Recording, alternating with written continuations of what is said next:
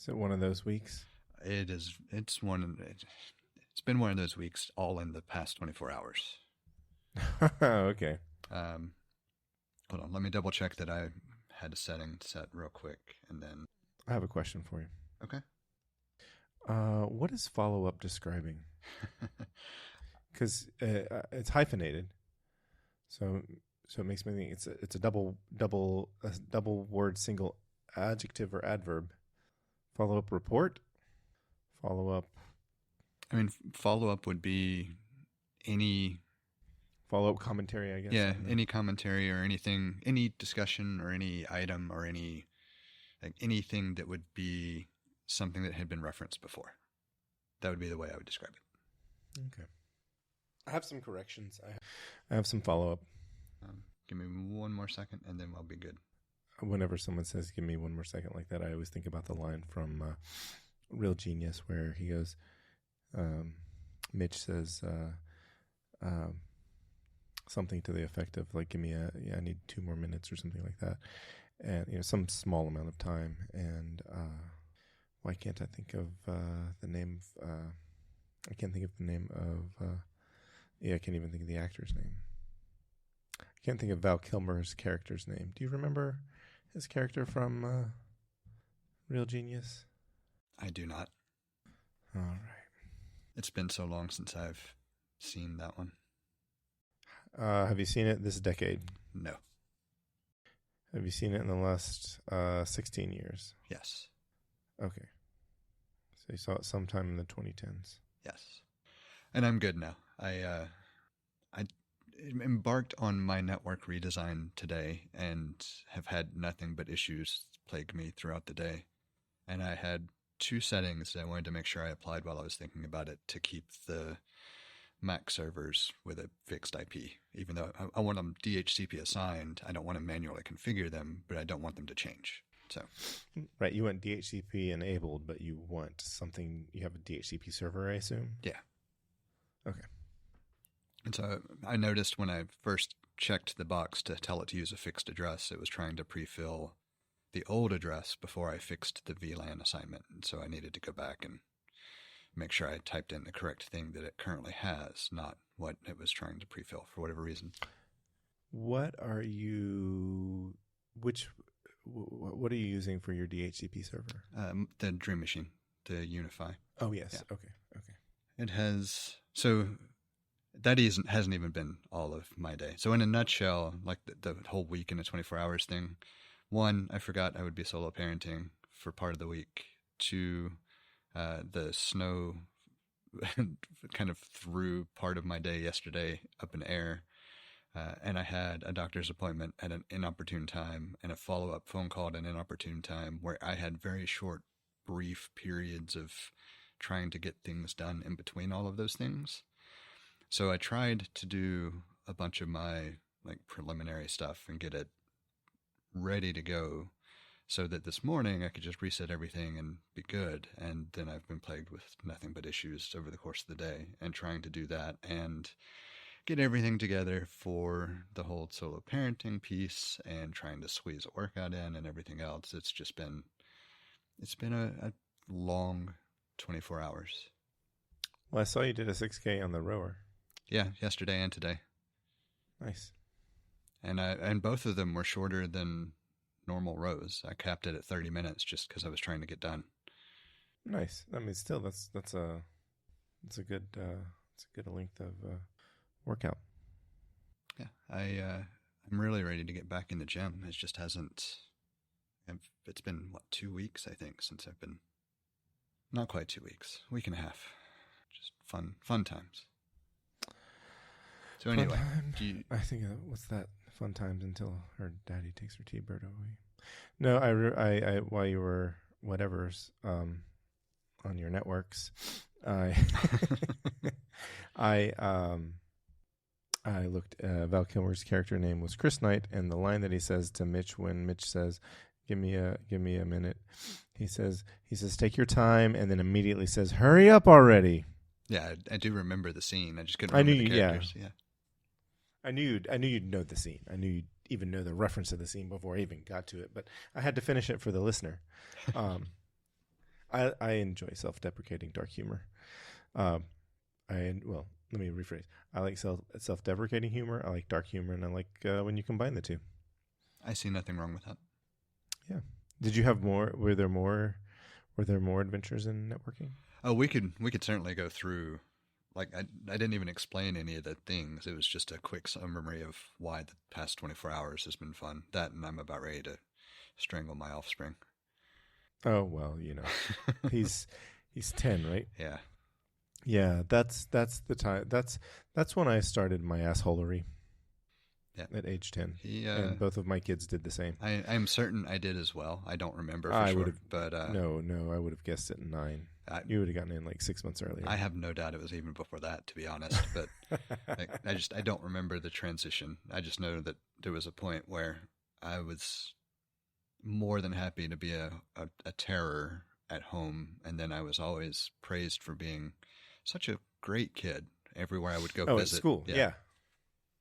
No, I can see. I only remembered for me that it was at 10 years old because, when both of my kids when they were each 10 years old, I was like, what the hell? I was like, this boy has become a bit of an asshole. And I remembered, I did this too. I did the exact same thing. And I remember it was 10 because my 5th grade teacher sent some notes home. And I don't know what the note said. I don't know. But what my parents, like, the talk that they gave to me, I think I would have done a little bit.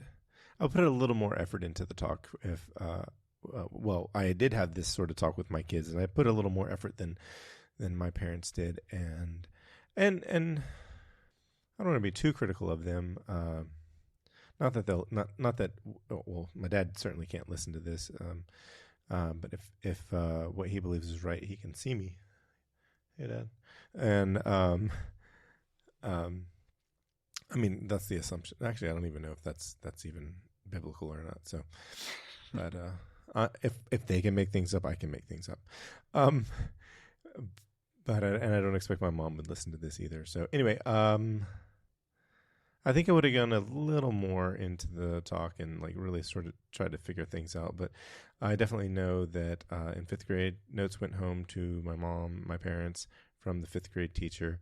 And really all I got out of it was that I was no longer allowed to watch Saved by the Bell. Because apparently I was mimicking behavior that I saw on that show. That's funny. Yeah. I think it was called out in the note. I was like, I must have really been mimicking the behavior, but like even like saying names, because like, how would my teacher know? So, I mean, she's dead now. I mean, I would assume so because she'd have to be. She could be alive. It's mathematically possible. Hey, guess what else is mathematically possible? What? We stay 9 points ahead of Man City. Just nice. We're currently 9 points ahead, but they have a game in hand. And we advance to the quarterfinals in the Champions League. I know that I haven't paid enough attention to know for sure. Last I looked, we lost first round tie to somebody.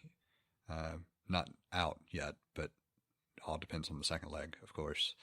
And then I think we hit 6th in the table. We were winning against Spurs and then gave them a point. So that's the most recent match. But I haven't kept up with it this season. My ongoing annoyances with all streaming platforms have essentially precluded me from deciding to sign up for anything that would let me watch any sporting event, other than I did go ahead and enable the F1 tracking stuff since Apple took it over. Well, I'd be more than happy to share my Peacock login because fuck them. I mean, at this point, I'm happy to set it up. I just need to, realistically, I just need to sit down and go through and decide what I care about subscribing to.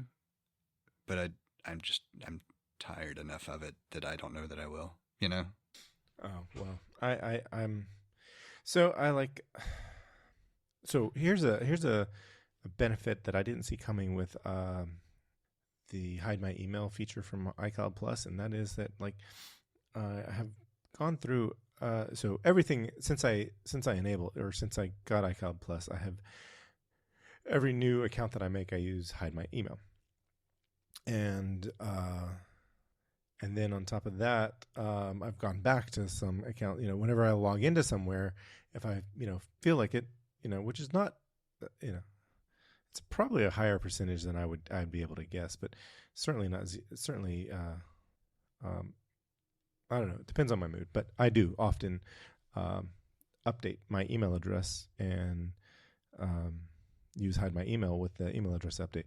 Consequently, because I use a password generator and also an email generator, it's really easy for me to give out like a login like this. Like I don't, it's a benefit that I didn't see coming. Yeah. Well, that makes me less inclined to say no. All right, I'll send it to you after this show. Just because it's easy to be kind of finicky, even with all the random generated passwords and everything. Trying to stay somewhat secure. Yeah, but see, it's there's now it's abstracted enough that. Yeah, I was gonna say there's a nice level of abstraction that it's like, yeah, I'll do this.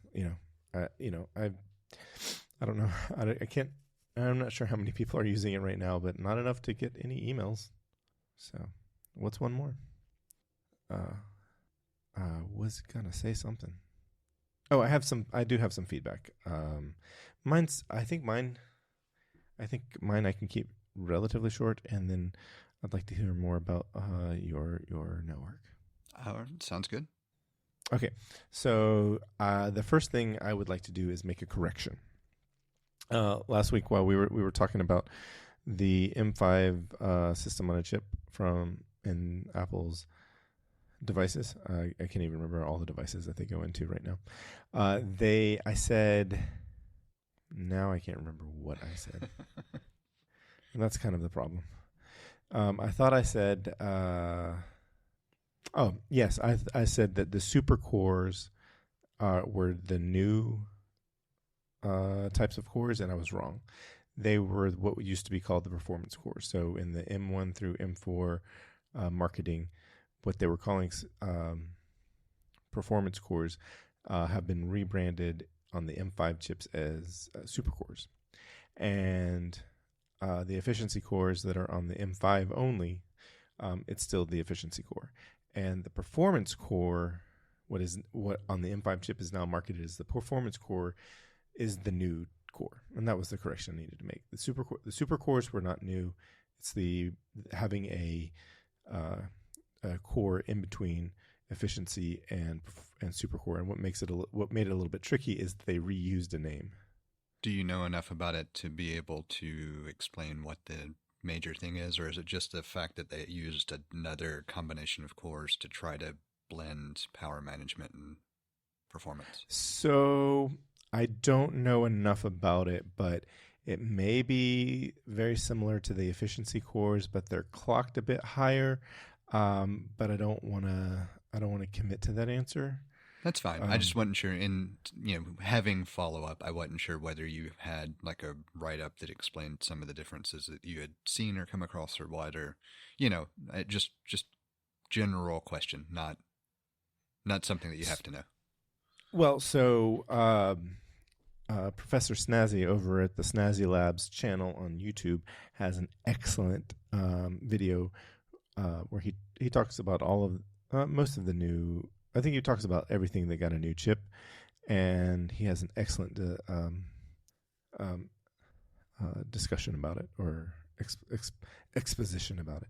I even to the extent that one of the pieces of follow up that I have is to I was trying to talk about chiplet, and I pulled up the transcript from that video for that section where he discusses this, and he has some images. So I'm going to recommend the video was called "Apple's New Chip Changes Everything." I'll put a link in the notes so that you can put them in the listener facing show notes.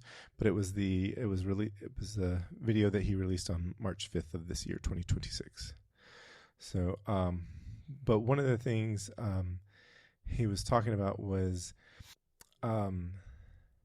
I was having difficulty explaining that they were trying to make smaller chips on the wafer because larger chips were more likely you're more likely to you have a lower yield with a larger chip because if there's the bigger the chip is, if there's an imperfection over here, then that whole chip is no good.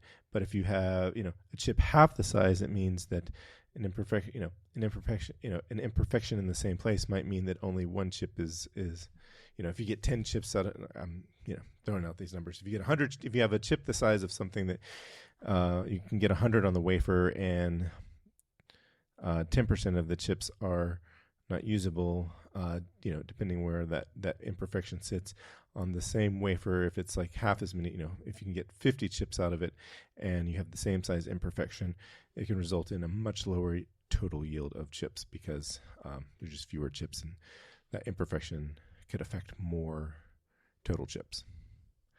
Anyway, there's a good, he has a good, he explains that well and he has good visuals. But what I wanted to say was what they're doing now to prevent that is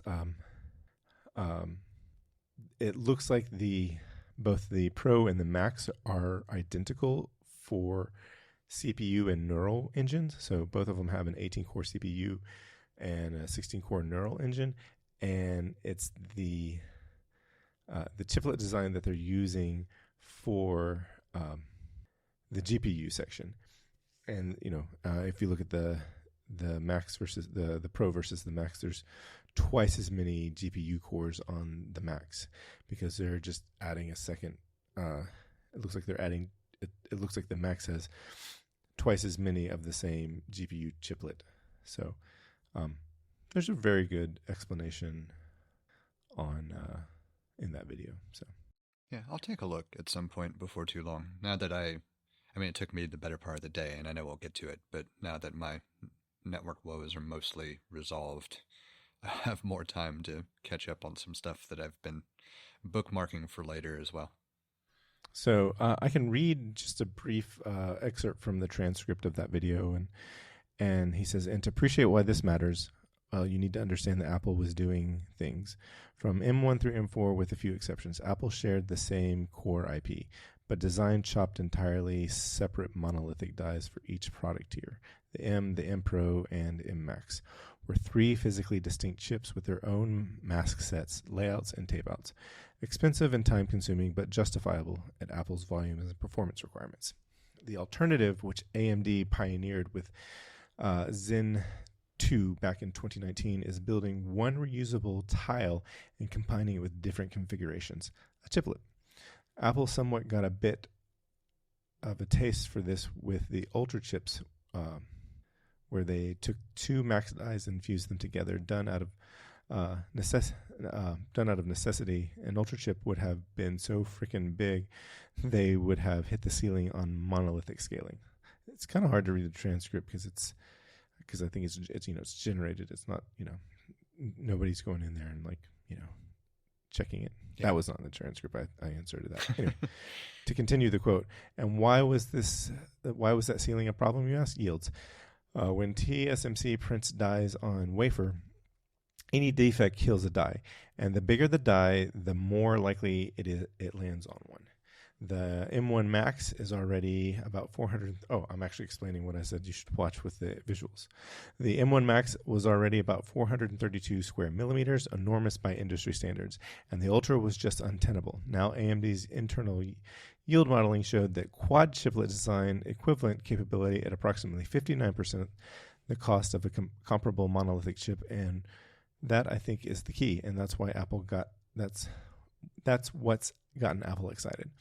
For the M5 Pro and Max, Apple has moved from TSMC's integrated fan-out technology that they've used since the A10 in 2016 to an SoIC MH system on integrated chips with molding horizontal.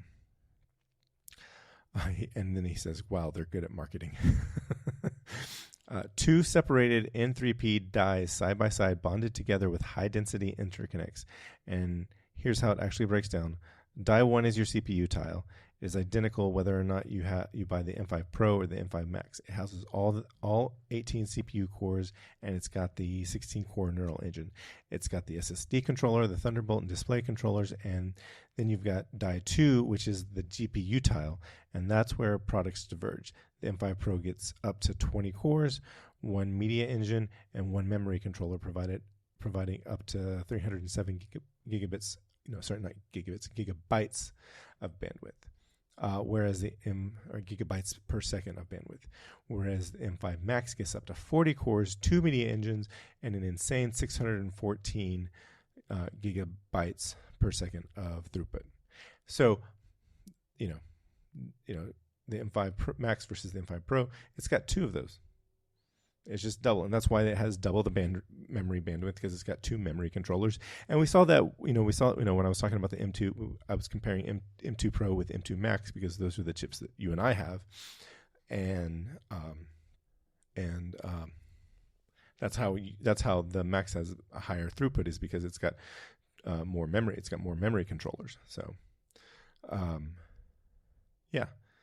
So that was the explanation how these are different. And I find that really interesting, because now you can more categorically say, I need a lot of CPU power, if you can know that you need a lot of CPU power but not a lot of GPU power or memory bandwidth, then you're overspending for a Max. But if you don't need a lot of GPU power, but you know that you need a lot of memory bandwidth, then yes, you need, the Max will have some benefit because it's got higher memory throughput.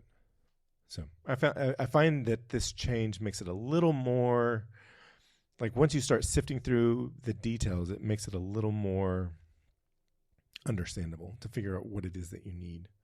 So, and one of the things I wanted to add regarding the MacBook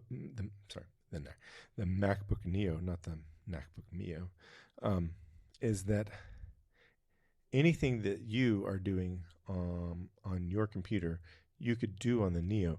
It's just that there are certain things that are just going to be a little more painful for various reasons, depending on,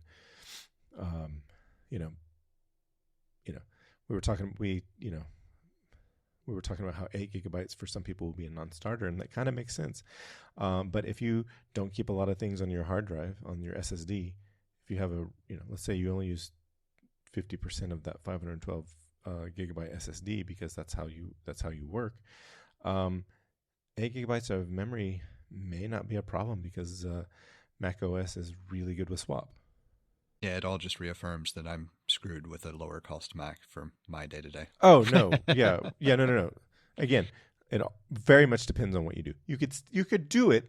It just would be a lot more painful than what you're doing now. Yeah. But what's a little bit interesting, well, I was going to say something that's really interesting is I think they said the clock speeds of the A18 Pro that's in the MacBook Neo, it is got better single core, in the benchmarks, it's got better single core performance than the M1 and comparable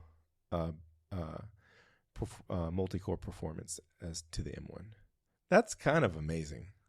I finally listened to, I had to think about, that's a lot to try to digest without visuals.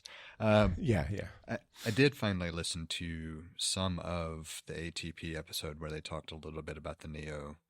I don't remember if it's the most recent or one before or two before, but it did help kind of put in perspective general compute power of Apple Silicon compared to normal usage, from the standpoint of, if you think about what the phones have been able to do for a while, and what the average user does, it just, it makes sense. These are things that we said when we were on Intel. Yeah.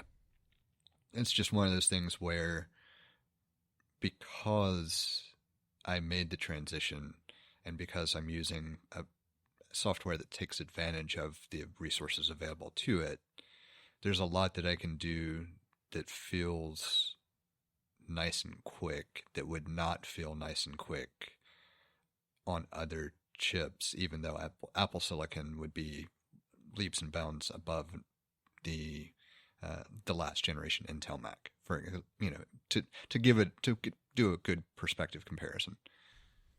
Yeah, it's the other.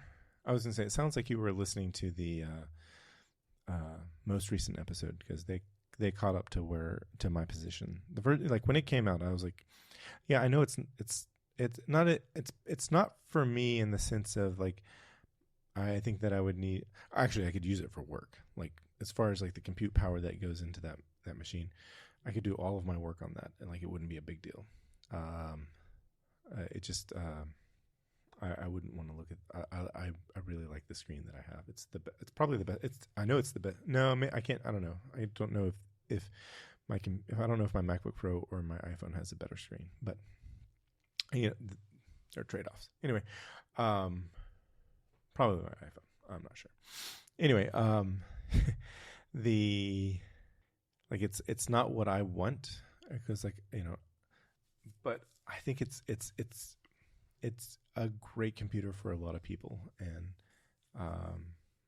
I don't know if you've seen where I know on this particular episode of I'd seen this in some articles, but I know that in the most recent episode of ATP they talked about the repairability, and even to the like iFixit has said this might be the most repairable Mac computer that Apple's released, and I think that's really good. And the thing that I didn't think of that was brought up on ATP was that it's important that they do that because they're looking at getting into markets where easy repairability is really important, where there are no Apple stores, and they're wanting to put this in markets where there aren't Apple stores and there aren't necessarily Apple authorized service providers, which to be fair, that's been the case for a lot of places now. So I thought that was really cool. Yeah, overall, I'm less down on it than I was. I just it's difficult to get excited about the lower end of the Mac spectrum, I guess, for me personally. See, well, I'm really excited about it because one, if I could see this being something that my kids could start out with, I would prefer this over a 5-year-old like the M1 MacBook Air because that was comparably priced at Walmart. But I think I don't know. I might would go that way anyway. But the other thing that I'm really excited about is that this is a way for Apple to grow the Mac market share, and potentially that could lead to better software, which does directly affect me. Yeah, I would agree. And again, it's not that I have anything specifically negative. It's just not of interest. It doesn't float your boat. Yeah. And, it might, once I'm in the market for actually having to purchase something for my son to use instead of repurposing an old one, because an old one is far sufficient for the stuff that he needs to do, so I get it. It's just at the moment, it's not even on the radar for something to do. Like I'm more I mentioned it last week. I'm more curious about replacing the iPad that he dropped and what I will replace it with and when I will replace it for that matter than transitioning to a notebook because of how little he does with the laptop anyway. For sure.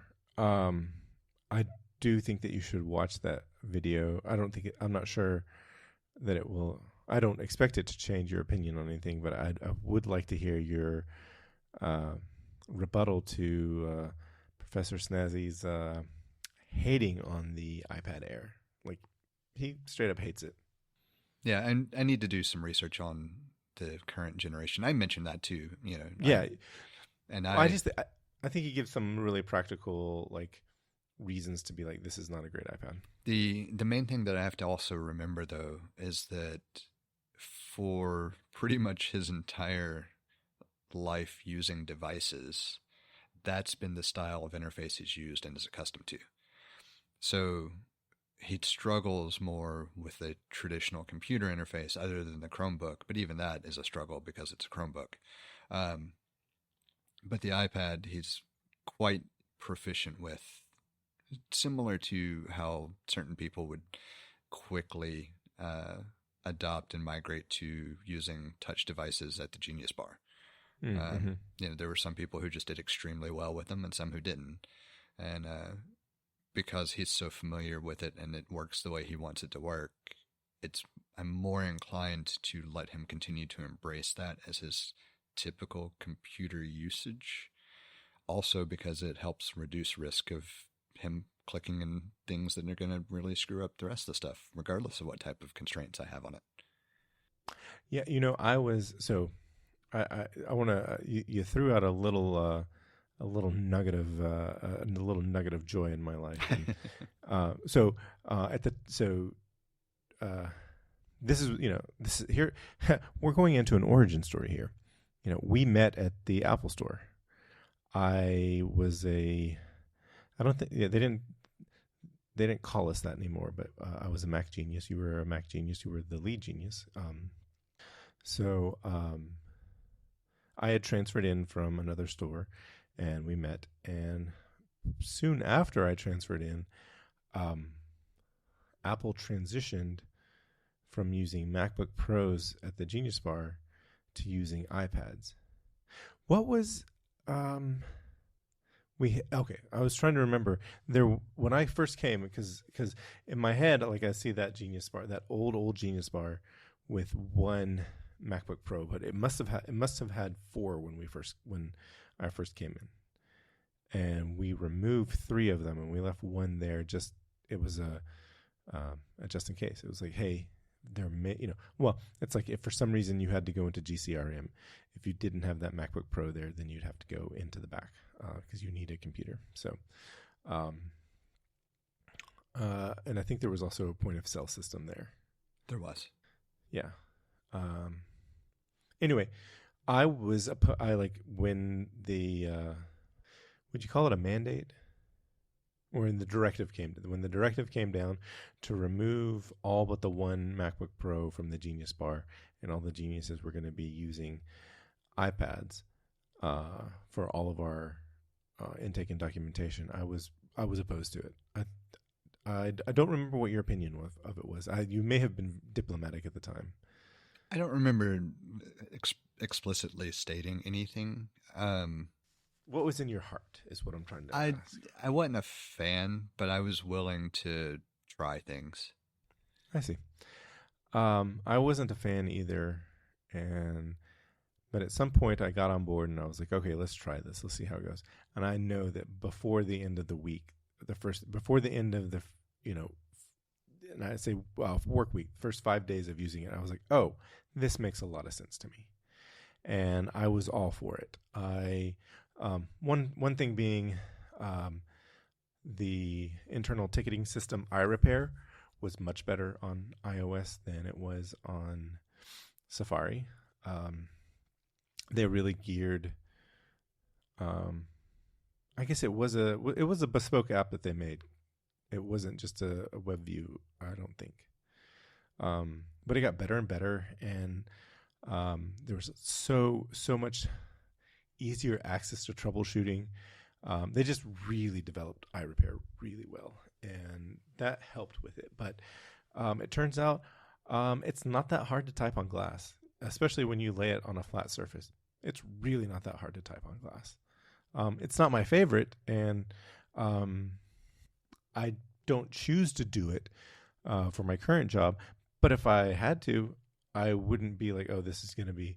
I wouldn't be like, oh, dreading it and think this is going to be painful. So in that scenario, I really liked using an iPad, and it was something I could easily like, hey, cool, here, I can do this on the iPad.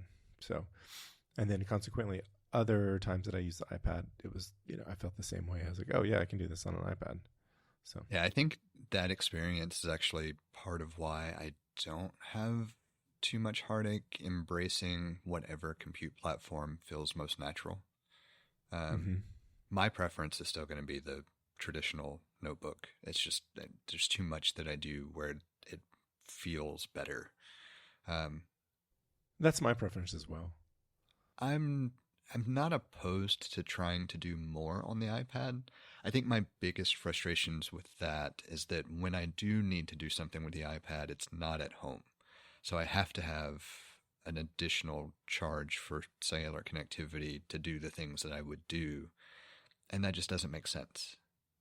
Not for the little bit that I would do with it, because if I'm going to do that, I'll just take the notebook and tether, or I could tether with the iPad for that matter, if I really wanted to. But it's faster and more convenient just to either do it with the phone or tether and have the full desktop experience.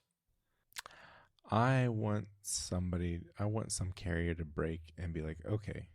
And it could happen. And when one of them does it, the rest will follow suit.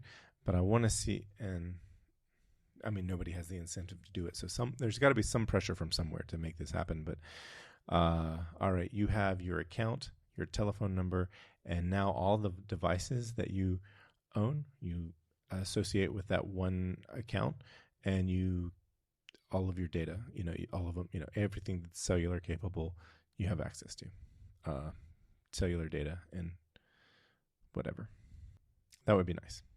I like the concept. I just don't think it would happen in the way that would make fiscal sense based on carrier history to date. Well, that's what I'm saying. There's no incentive for them to do this. It's a consumer friendly move. The only incentive I can think to do this, that I could think they could come up with to do this, is if they were trying to gain more users. Like, are there enough users that would be willing to go from Verizon to AT&T, because AT&T has offered, you have your one plan that you currently have, and you can use all of your cellular capable devices with it. Up to, let's say it's up to 5 devices. Even if there was a limit, or up to 3 devices, a phone, a notebook, a tablet. That would pique my interest for sure. I don't know that I have any other follow up at the moment. Like, you know what I mean? Like I see the appeal, but I think we'd just be talking in circles if I tried to say anything further on it. We'd be beating that dead horse and putting its head in somebody's bed. Possibly. That's what's that a reference to? That's a reference to Godfather. The Godfather. Yes, thank you.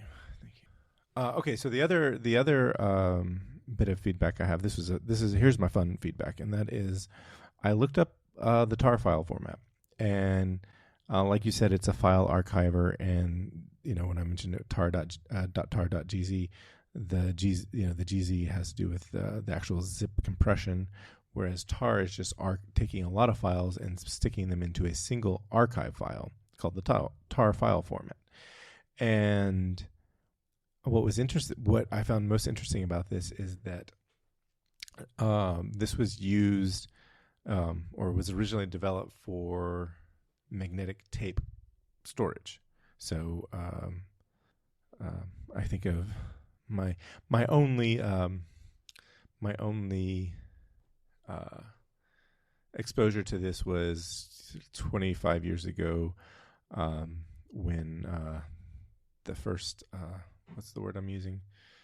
The first IT job that I ever had, helping out the guy do the IT task on the computers, I was installing Retrospect, because they had bought a magnetic tape storage device. Anyway, it comes from the term tar comes from tape archive. The T in tape and the A in archive. I am not How surprised great is that? at all. I wasn't, when I read it, I was like, this is delightful. I'm not at all surprised. I would have never guessed this, but this is delightful. Anyway, that was all I had to say about tar. Yeah. It is fun. Was that all of the follow-up then? Or all of the well, I don't know if I want to go into all the negative then. Oh, I see what you say. The tarball thing. Does it have a happy ending? Well, I think so. Well, you can cut this up, and that's the beauty of editing on tape. You just take the razor and cut it, put it over here. Yeah, or maybe a tease that it gets better by the end, and then we leave everybody on a downer just to see if we get any kind of feedback.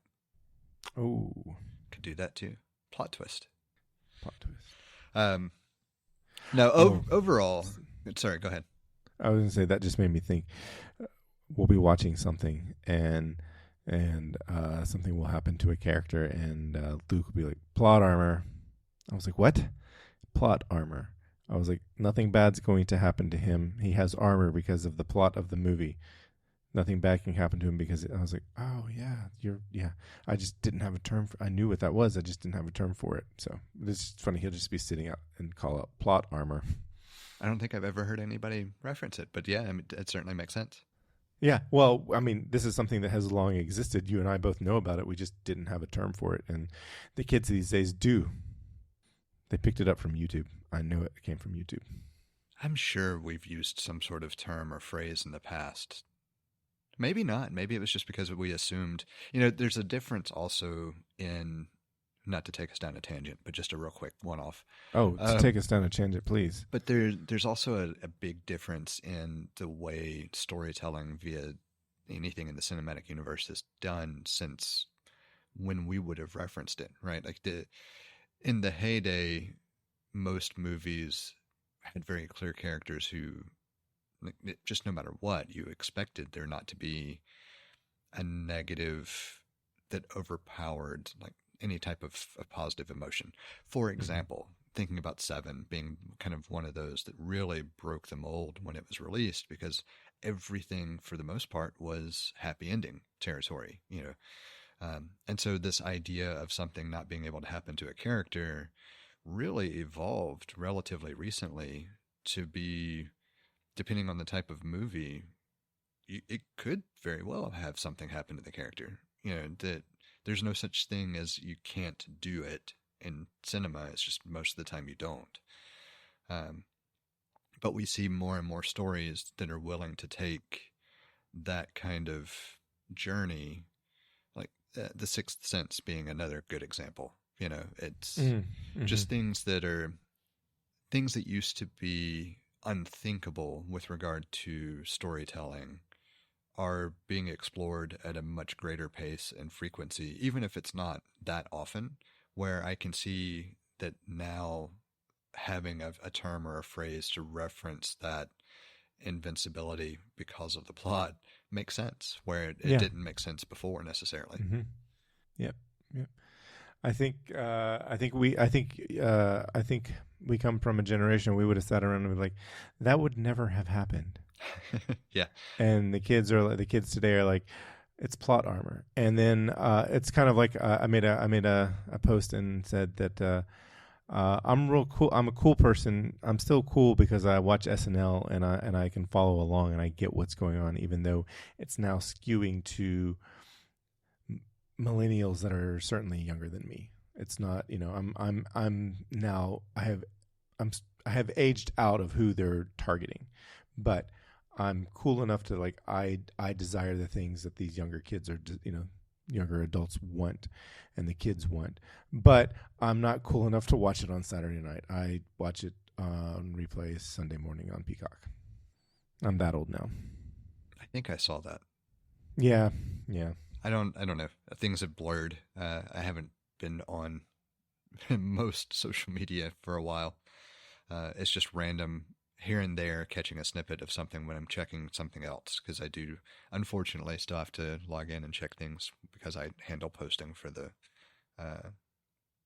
gym, for the social media content, for the photos.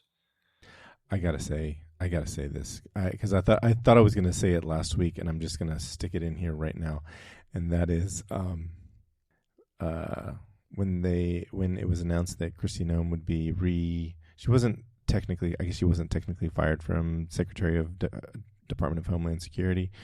She was reassigned to whatever the hell she's going to be doing, and they're appointing Senator Markwayne Mullin. The best meme I read was, "This is going to be a disaster." We all knew it was going to be a disaster. He's. I haven't seen anything that doesn't make me think he's not a complete idiot. But somebody made the comment. He's like, he can't even secure the border of his first two names.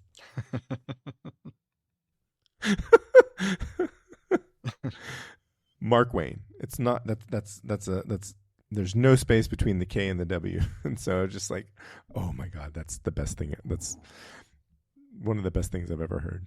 I like it. I felt like there was one other thing I was going to say. I can think of another thing to say, but I felt like there was something else that I can't think of that I was going to say. And, oh well, if it comes back to me, I'll let you know. So shall we take a stroll? Through the neighborhood? A stroll through the swamp of sadness? It actually, in fairness, it really hasn't been as bad as it could be.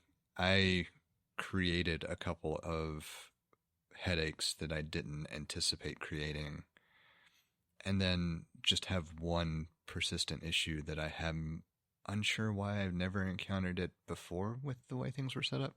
So I will back up ever so slightly and start at the beginning of this journey. Yesterday, because I knew I wasn't going to have time to just sit and devote any time to configuring things, I went ahead and logged in and made sure I could reach, everything, made sure I had my order of operations planned out, etc. Because one thing I didn't want to do is have to forget to reset a device and have to go physically reset it instead once I got everything factory reset. Especially when you're talking about having to get up on ladders to reset some devices and things of that nature. So just, mental roadmap of these are the things I need to configure. This is the order I'm going to do some things just so it makes it easier on me later, blah, blah, blah. And then this morning, after I took my son to school and came back home, I went ahead and got started. And that process, the process of resetting everything, was relatively quick, relatively straightforward. I ran into one little headache, and that was just because I did an order of operation, or a reset two devices in the opposite order that I meant to reset them in, which really wasn't overly detrimental. I just had to power cycle a device, and then it was taken care of. So it wasn't a huge issue, but it did cause a bit more of a headache. But then getting things configured and getting just the bare bones infrastructure set up, I started scratching my head. I had two issues that I had never encountered previously that I spent way too much time trying to figure out what was going on. One of those issues annoyed me immensely because it was the uplink from one of the two switches that I have to one wireless access point. I had intentionally replaced a switch and ran new cabling and everything else, and ordered the specific set of APs not too long after we'd gotten into the house. I think I replaced the switch last year when I decided I wanted maximum throughput to each of the uplinks. And so whenever I had it all set up, I had 2.5 gig to each of the wireless APs. That's the full capacity of the uplinks to the switch. And then 10 gig uplinks from each switch to the Dream Machine. And so maximum throughput everywhere I could get. One of those APs, and it happens to be the one that's the most difficult to reach and the most difficult to run the cabling to, kept only doing a 1 gig uplink when everything was factory reset. And I didn't understand why. And nothing changed physically. And so I went and swapped ports back here at the rack. Just took the two little connectors to the patch panel and swapped them. I had a one that was empty adjacent to the port that I was using for the this uplink. And so it was real easy as a test just to say, okay, well, swap this port on the switch with this port and just see if anything changes. And it did. All of a sudden, I had full uplink capacity without any cabling changes. So that annoyed me because now I'm going to have to troubleshoot that port and see if there was something else going on, or if when I was swapping things around, maybe there's something in the patch panel that was loose. I don't know. Well, before this story is over, will we have a resolution to that port, or is that still ongoing? I just need to know that now. Yeah, that port is currently has nothing attached to it now. That will be port troubleshooting later in the future. Ah, So it might very well it's a cliffhanger. Yeah, it is. It might very well be a port, and it might be that when I was, because I had to do some recabling to run a couple of new network, just patch cables from below the rack up into the rack and through, instead of having them just dangle off the front. So nothing major, but I'm curious if maybe something in that patch panel was loose and there's a connector and all that I just need to get up there and put fingers on everything and see. Might be something that simple, might be a problem with the port. Those are really the only two options, unless it's the little 6-inch patch cable. Oh yeah, I mean, that's the easiest thing to troubleshoot right there, right? Yeah, because all I did was swap those two, move it from one port on the switch to the adjacent port. It should have eliminated anything other than the port itself, because all the cabling from switch to access point is the same. I see. But there's a chance, because when I did that, I also pushed each of the cables in. There's a chance one was just a little bit loose and not making a clean connection or something. I don't know. So it's up in the air. It may not be a port specific issue, but it might also be something with that port. So that is to be investigated and still to be resolved. But from a functional standpoint, everything else has full uplink capacity again. All of my APs are working again. My one remaining hurdle that is still causing me to scratch my head is that I never had to define VLANs on the firewall before. I always just had it monitor in between the Unify machine and the switch, so it's essentially a bridge device. Mm-hmm. I always just had it monitor, and it picked up things. Now it is not picking up anything that is assigned to a VLAN, and if I create all the different VLANs in it as network definitions, it does pick up things every time I restart, but it also quits picking up things just after the restart and randomly assigns itself to a different VLAN instead of sticking with its statically assigned IP address for the device. Oh, that's not good. So I don't know what's going on there. I actually finally got mad enough when it was still giving me fits this evening around dinner time. I factory reset it, and I left just the default untagged infrastructure VLAN attached, and am not having it affect any of the other devices at this point in time. It still passes traffic because all the VLANs are trunked on both ends, and it's just a bridge device, so it technically still passes all the traffic. It just doesn't recognize it. So, well, when in doubt, nuke it from orbit. Yep. But that was really the biggest piece of my woes, is trying to figure out what's going on with it. I had other hiccups, like the Chromebooks are just pieces of shit and should never be introduced to a network that tries to be secure. I actually had to create an entirely separate network for the Chromebook to connect to, because it just would not connect with any basic security settings and function. Yeah, Chromebooks are garbage. So I had to lock it down from the network perspective. I mean, it at least has a password and connects via WPA2. But if I had... Oh my gosh. If I had any advanced security protection or anything on it, it just would not function. It would connect. It would technically get an IP address and be on the network, but it wouldn't do anything. That's weird. So I spent way too much time troubleshooting that before I finally said, you know what? Fuck it. I will make it work temporarily, and I'll create a whole separate network segment and only allow that traffic from the Chromebook to touch it and it to the internet. Huh. What security are you using otherwise on the rest of the network? Everything else uses WPA 2 or 3. I don't remember the acronym. Let me look it up real quick. While you're looking that up, have you upgraded to IPv6? I was using IPv6. I do not have anything specifically configured for it, but I do have IPv6 enabled for devices that want to use it. I'm configuring everything IPv4.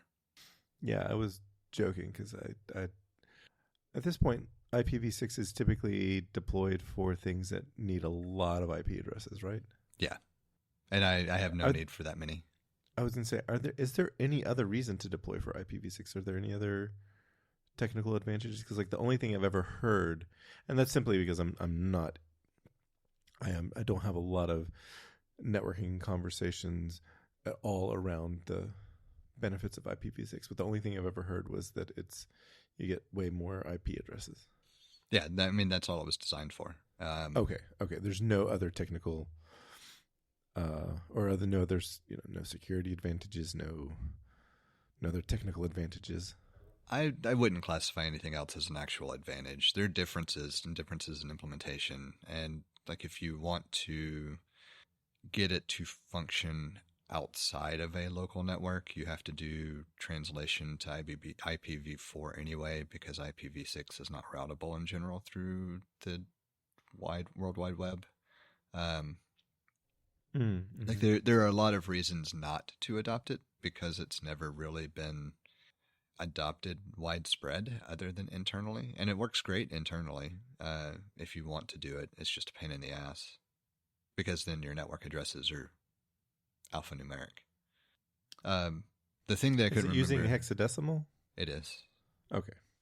The thing I couldn't remember, there's an option for what they call PMF, which is protected management frames that are part of the negotiation that can be enabled.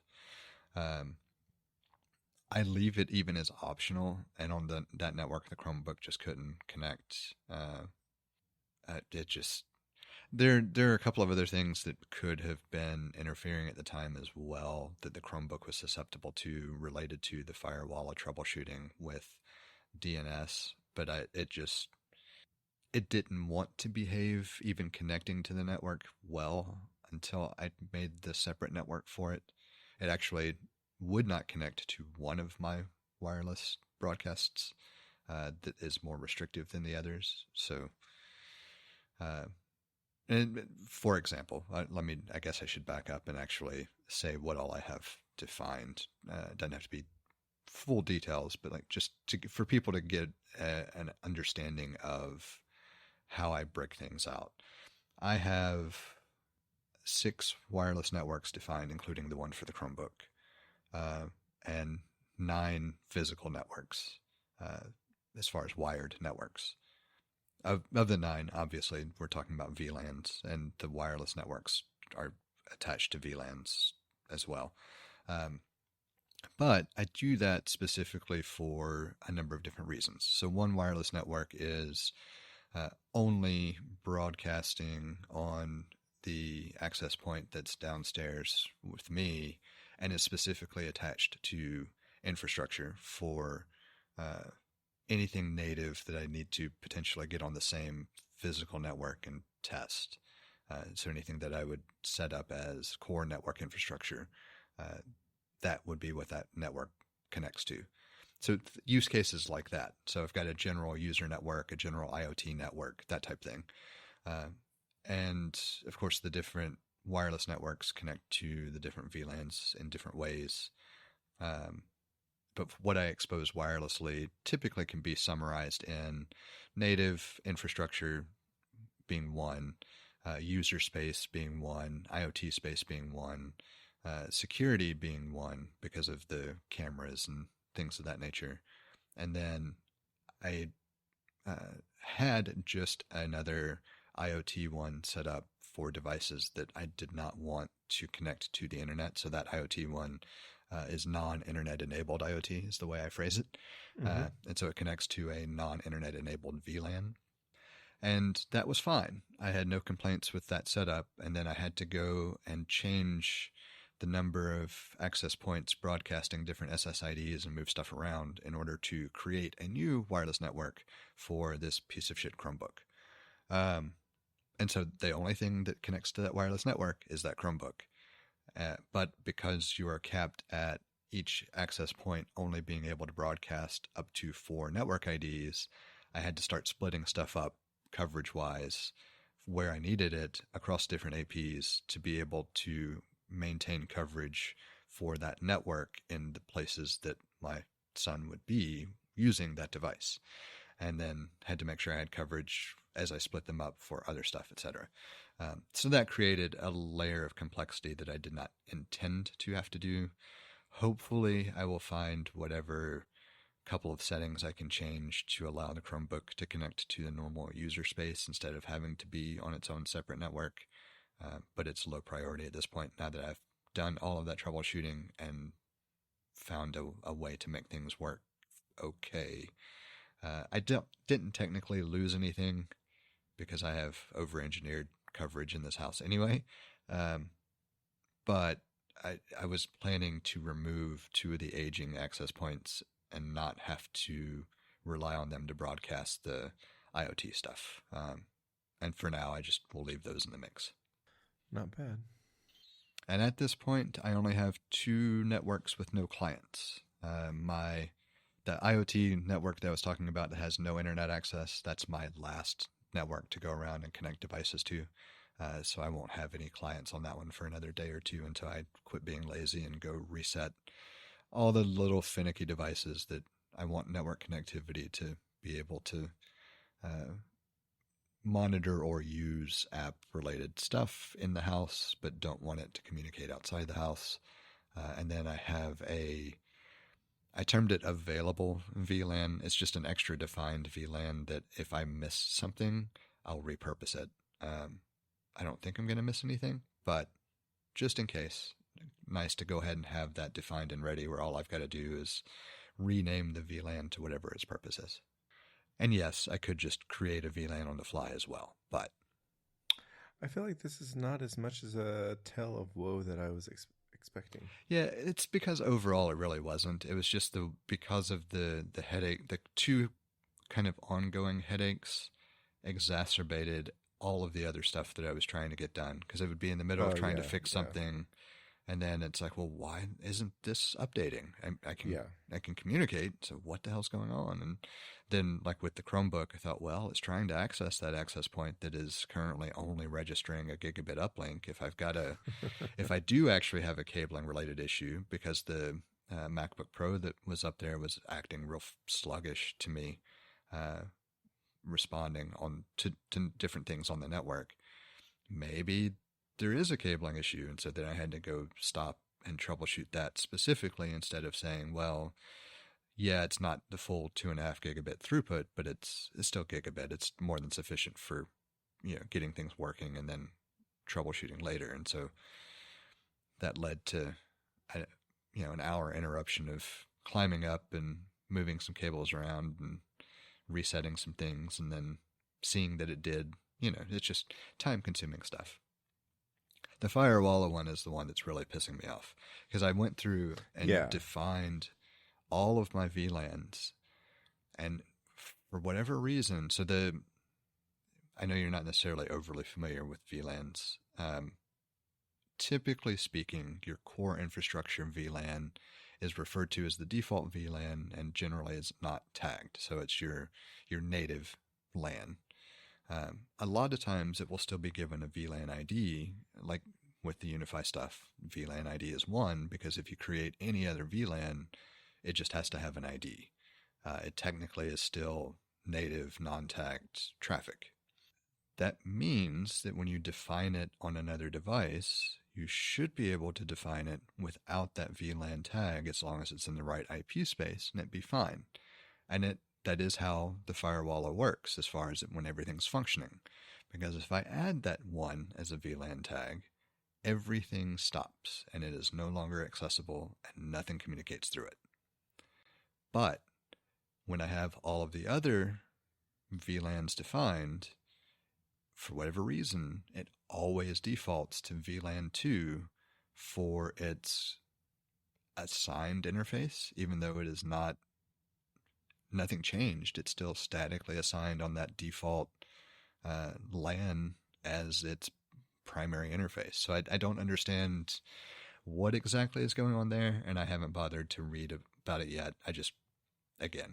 I got tired of troubleshooting from a standpoint of trying to figure out why it was pulling and assigning itself this IP, even if it was statically assigned, that I just said, okay, I'm going to go back to, I never defined all these VLANs when it worked before.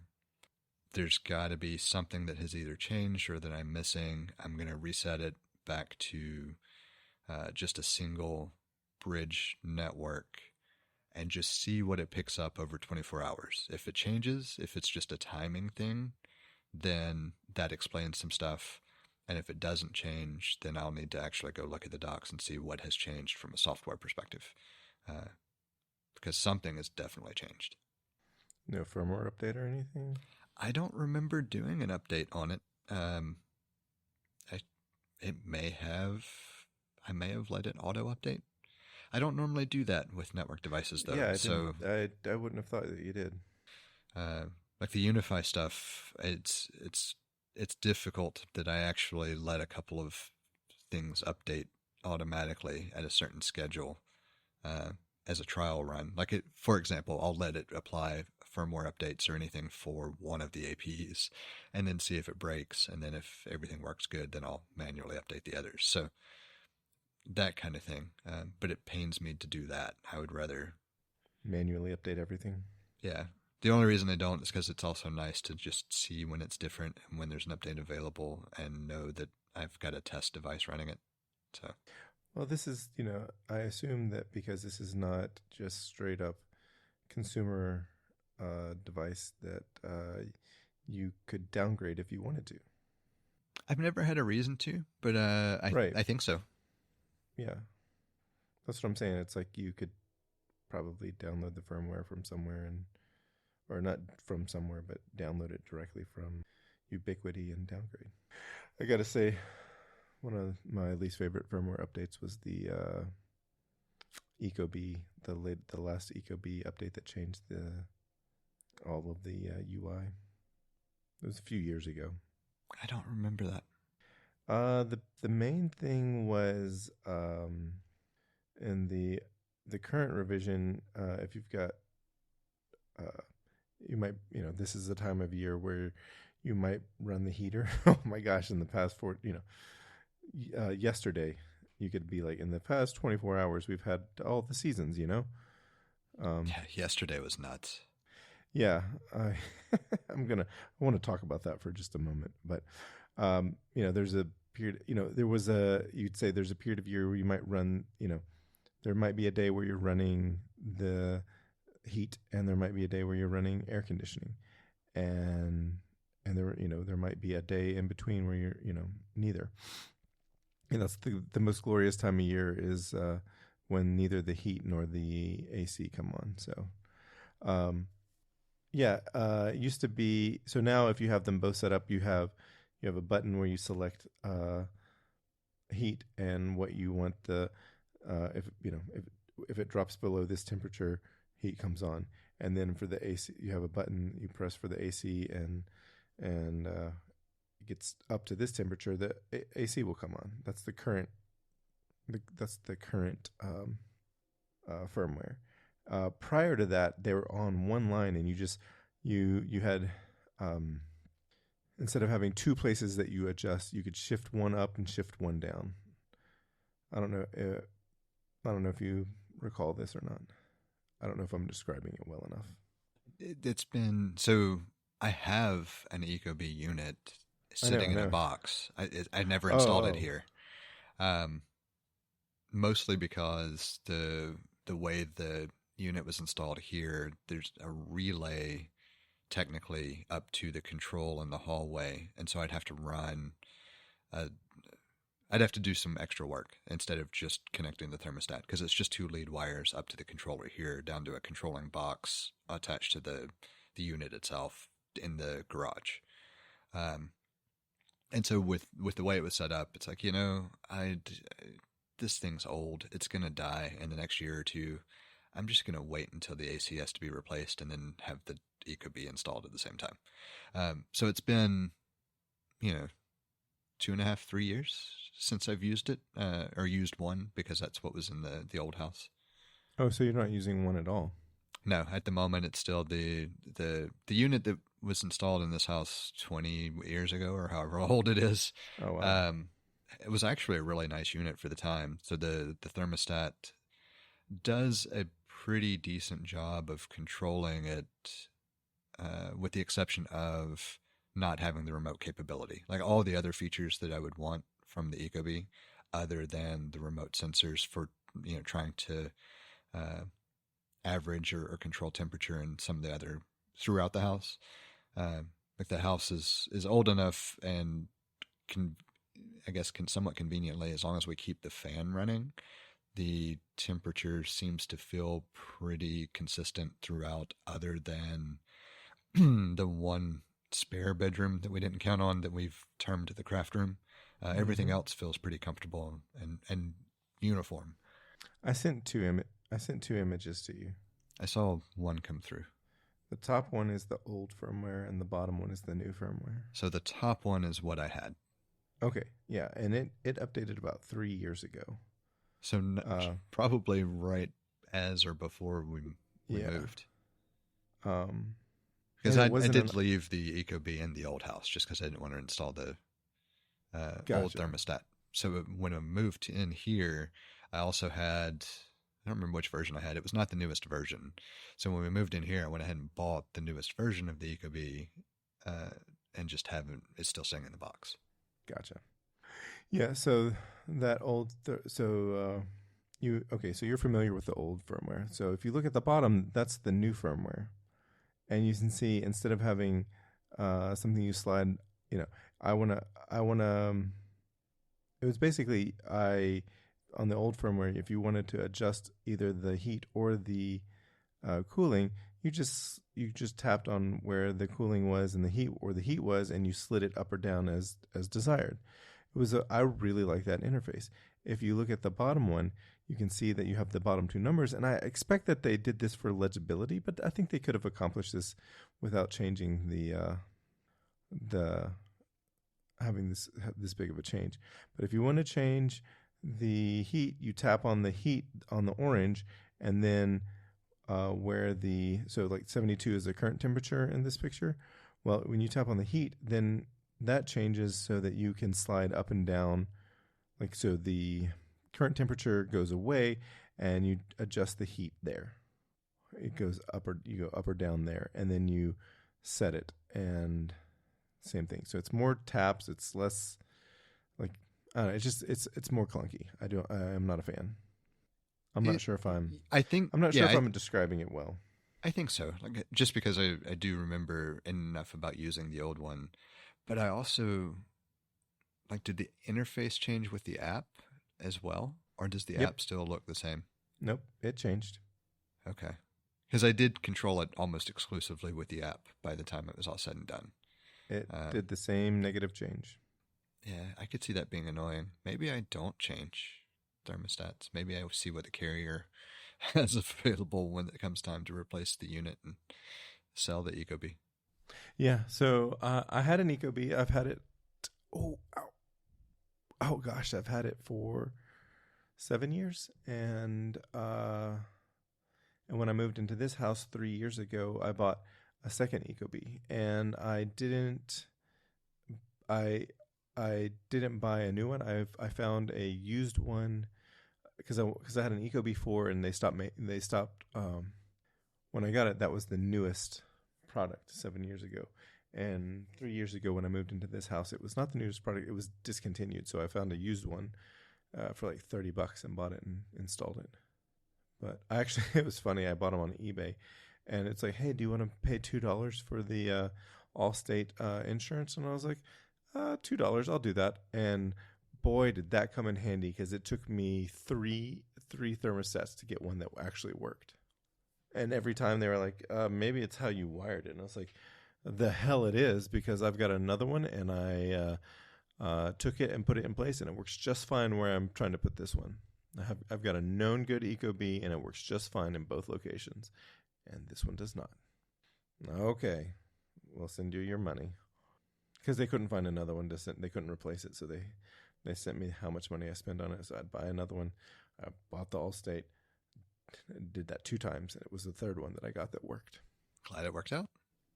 Yeah, I was in Costco. That made me think. It was like it's not typical for me to buy something like that. I don't usually buy those things, but I was in Costco the other day, and I was like looking at the TVs, and I was like, this Sony one here is a lot more expensive than this OLED LG. And I said I would never buy an LG TV, but I can get a 5-year warranty on it. I don't know. It depends on how much that 5-year warranty is. I mean, I didn't buy any TV at all, but I thought about it. I'm trying to think. I think there are 2 TVs in my lifetime I've bought the warranty on. One of them was the Panasonic that's currently still kicking up in the craft room. And the only reason I did on that one was because it had been a demo unit on the floor for a while. And I just wanted to make sure that I wasn't going to get it home and then all of a sudden have an issue with it, you know? Yeah, yeah. Well, that's like why I bought this the $2 Allstate or $5 Allstate warranty for these for this Ecobee. It was like I was buying it used, and man, that was worth it. I think the other one that I did that with was the very first big screen TV I bought was a rear projection DLP, one of the big boxes, you know. Oh, I remember those. And I just didn't know enough about them from an electronic standpoint to know whether I trusted the technology, you know, because I remember at the time you would hear horror stories for some people, and some people loved it and never had a problem. And so I do remember buying the warranty for that one, and I do remember using it at one point. I want to say it was really simple. It was just the lighting. I think it was a bulb that had to be replaced. God, it's been so long. I don't remember all the details. Either way, I know I had a repair done. It was relatively minor, but I didn't have to pay anything for it because it was covered by that extended warranty. And then not too long after that, I sold it. I want to say you're too young. I know I'm too young, and you're too young to have owned one of those that Model T, that technology. Not the really big box. Yes, heavy you box. are. Yes, you are. No. We're talking about 2 different TVs. This is what I'm getting at. Not the really big solid box, but the more narrow one, the rear projection unit TVs. So the original big TVs were completely rectangular or solid, like a massive thing, you know, a couple of feet deep, and however wide the TV was, however tall the TV was, but big. It was big and heavy. That was the first iteration of a big screen TV. The second iteration was when they were able to slim down the box itself so that it was really not much thicker than an older monitor at the top, and it slanted down in the back for room for the projection element. That was a rear projection DLP. No, I bought that sucker brand new. Yeah, I know you. I'm not. I'm not trying to say that you. I'm not saying that it wasn't out on the market when you were buying a TV. It's just that for the age that you are, that's not how you should have been spending your money. I guess that's what that comes down to. Well, yeah, I mean that way I could agree on, because it was an expense that I never should have undertaken. But I wanted a big TV, damn it. Yeah, I know. I mean, I was gonna say I know exactly what you're talking about, because I remember them. They used to be when in 1999 I got my first job, and it was at a Sears dealer store. So it wasn't even a proper Sears store. It was one like a franchise, and we had 3 of those TVs. You know, we had a whole bunch of regular TVs that ranged from I can't remember if we had. I'm sure we had something smaller than 27 inches, but there was a lot of 27-inch TVs. But then, you know, in the late 90s, it was TV, CRT TVs in the 30-inch range. Some 30. I think the largest was like 37 inches, and then you had the rear projection TVs, and these were brand new models, and they were as slim as they could be at the top, and all of the components were in the bottom. And the one I had was somewhere around 45 inches, I think. I don't remember Which if it was seemed 40. huge. It was huge. Yeah, I mean, and it seemed drastically large compared to the flat Yeah. screen 40-something inch. Yeah. Because you had the big cabinet that it sat on. One of the delivery jobs I had to do was delivering the second large. It wasn't. I don't think it was the largest one that we had, and I don't mean by screen size, but I mean by cabinet size. I don't know if there was a difference, but gosh, that thing was heavy because we had to take it up a flight of stairs, and it was a stairway that had two turns. It had two turns, but because it was, and the stairway was narrow enough that we had to lift the TV all the way above the railing to get around both of those turns. It was so fucking heavy. Yeah, I do not miss having to move those. Man, I was gonna say I'm obligated to say this even if I've said it before, and that is the first TV that I bought was a Sony Vega 30-inch HD TV, but it was not a panel. It was not a flat panel. It was still a CRT, and it weighed 150 pounds. It was so heavy. I used to want, I know we've talked about this plenty of times, but I used to want so bad wanted the Sony Trinitron monitors to use as a TV. Oh gosh, yes. Sony Trinitron, I mean, that to me, when I was a teenager looking through the Surface merchandise catalog, I was like, oh yeah, when I'm an adult and I get a TV, I'm getting a Sony Trinitron. Little did I know that the technology was going to change and become drastically better. I wanted a Sony Trinitron. I wanted a Sony Trinitron. Shit. That's it, Trinitron. Trinitron TV and an aquarium, fish aquarium coffee table. I still would love to have an aquarium wall. I don't want the maintenance or upkeep. Oh yeah, no. I would only have one of those if I could. I'm paying somebody to maintain and upkeep it. So, not gonna happen. We have a number of different ways set up for you to get in touch with us to provide feedback, ask questions, or just comment in about something we've discussed. You can hit us up on Twitter or Instagram at untitled_hosts, or shoot an email over to untitled.hosts@gmail.com. Or get in touch directly with Jesse at jthart.com, or get in touch with me, John, via telepathy. If you would like to support our work, or are interested in listening to our new after-show feed, head over to patreon.com/theUntitledPodcast and take a look at the options we have set up. Thank you for listening. We hope you've enjoyed the show. And we hope to connect with more of you as we continue this journey. That's a wrap.